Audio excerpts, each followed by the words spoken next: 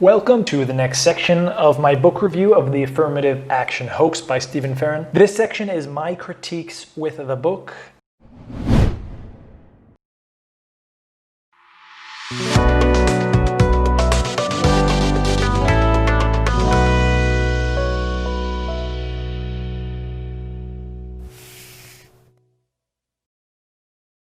Yes, I read the book page cover to cover, including the 5 or 6 appendices. Now, there's a lot of anecdotal reasoning, which is a fallacy, and it's invalid. However, numbers and statistics are included, but statistics, just keep this in mind, statistics should be countered with statistics. No government programs are perfect, and that's why anecdotal reasoning is such a diseased but prevalent argument.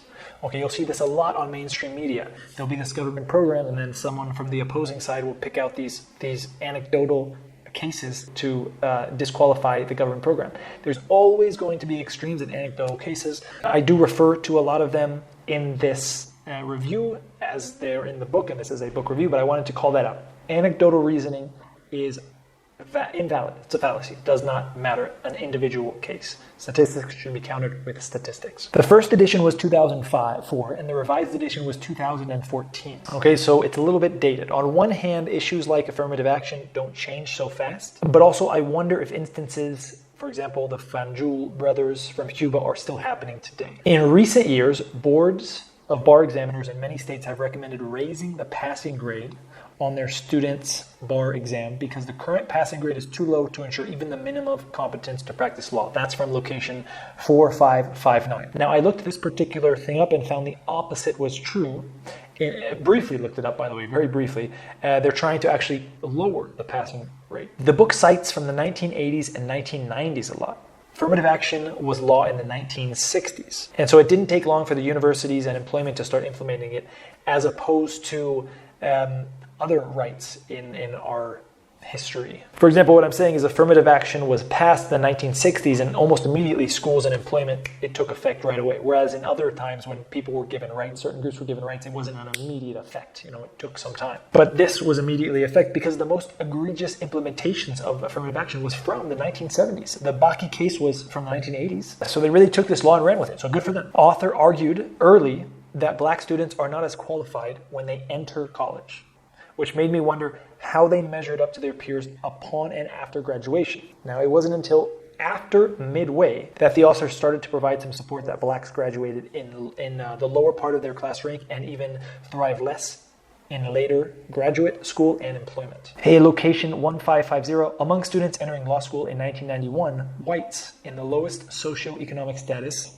had average LSAT of 36. Blacks in the highest socioeconomic status had a score of 31. After 4 years of college, the difference is still 1 standard deviation. Location 3226, quoting The Shape of the River, where SAT scores had a strong linear relation to class rank at the end of 4 years. If you recall, Shape of the River is pro-affirmative action, and they're saying the same thing, where there is a strong linear relationship to class rank at the end of 4 years, based on SAT scores taken before college. Location 4254. The same book says that blacks get more advanced degrees than whites, even though the author disputes this based on criteria used. Now, I just want to point out that statistics can be used to show anything, and I mean that, anything. So always be skeptical and critical of when you're looking at statistics. Nowadays, we got the coronavirus. Depending on what you leave in and what you leave out, you can show anything. You can show it's improving, you can show it's getting worse.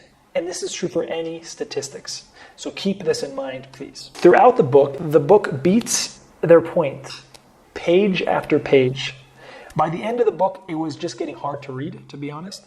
The author attacked, it was thorough. The author attacked every possible angle, including covering popular books from the other side of the viewpoint, articles from opponents of affirmative action, just a whole bunch of things. He also attacked every single argument against, or common arguments against affirmative action, against SAT, against everything. To give one example, in Appendix 4, the author refuted the sentiment that college exam prep courses added much to the final score of students, only adding a very moderate amount in the range of 10 to 30 points. And he points out that the majority of students taking these courses are Asian anyways, and otherwise good students. It's not that SAT prep courses improve scores considerably, it's that smart people are taking SAT scores. Just like being vegan doesn't automatically make you healthier. It's generally health conscious people who go vegan. Okay, so the argument is people who take SAT courses, those with more resources to pay for the SAT courses, do well on SAT courses, do well on the SAT entrance exam. But the author would argue that's not true. These courses really only add a little bit. It's smart people that take these courses. So if you're measuring smart people who just happen to take this course, yeah, they're going to do better on the SAT, whether or not they took this course. Additionally, whites do not get any more preparation. 11% of blacks take these courses and 58% of whites.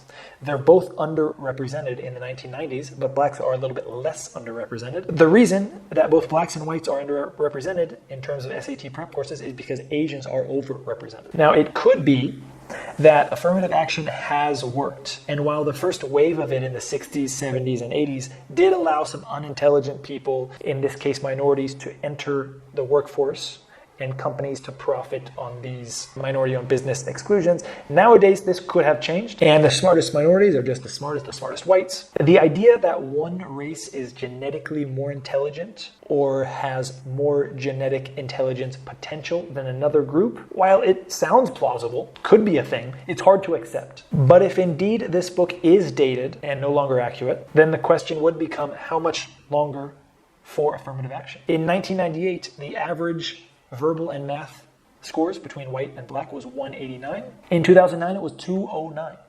So the difference grew by 20 points. And this is all while blacks from families earning less than 20,000 decreased by 2%, and blacks from families earning more than 80,000 increased by 28%. Now there's also, the author measured a difference in high school GPA between 1992 and 2005 as compared to whites. Blacks 0.32 to 0.38, Puerto Ricans 0.19 to 0.26, other Hispanics 0.11 to 0.23, Mexican Americans 0.09 to 0.14, and Asians 0.14 down to 0.02, so they actually improved. And this trend, says the author, is also present in postgraduate exams. The next section I will cover the solutions proposed by the author.